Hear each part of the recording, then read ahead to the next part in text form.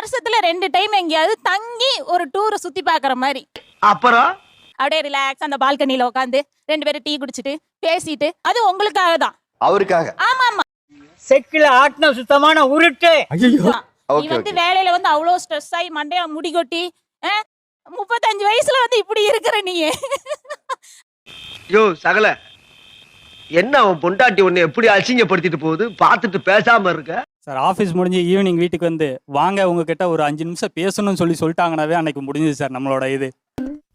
ஐயோ கூப்பிடுறானே தனியா கூப்பிடுறானே. அப்படி ஐயனாரே குலதெய்வமே உன் பிள்ளைய குடியேறதுக்கு அப்பா துப்ப. ஒரு 5 இயர்ஸ்க்கு முன்னாடி வீடு வாங்கணும் கார் வாங்கணும், அப்போ வந்து திருப்தியா சொன்னாங்க ஓகே செட்டில் ஆயிட்டோம் அப்படின்னு சொல்லிட்டு. அவங்களே இப்போ வந்து சொல்றாங்க இந்த வீடு சின்னதா இருக்கு, இந்த கார் சின்னதா இருக்கு.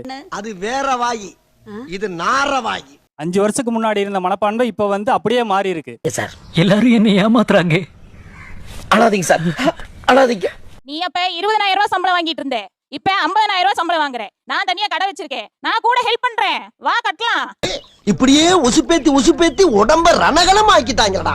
இப்படியே தான் சார் பேசி இன்னைக்கு பொண்ணு வந்து என்கிட்ட டிமாண்ட் பண்றா. என் பொண்ணு என்னோட சீருக்கு வந்து யானையில வந்து சீர் கொண்டு வரணும். வெட்டிங்ல வந்து சாதாரண என்ட்ரி மாதிரி வராம மாப்பிள்ளையும் பொண்ணும் ஒரு வேற ஒரு என்ட்ரில வந்தா நல்லா இருக்கும். ஒரு ஹெலிகாப்டர்ல வந்து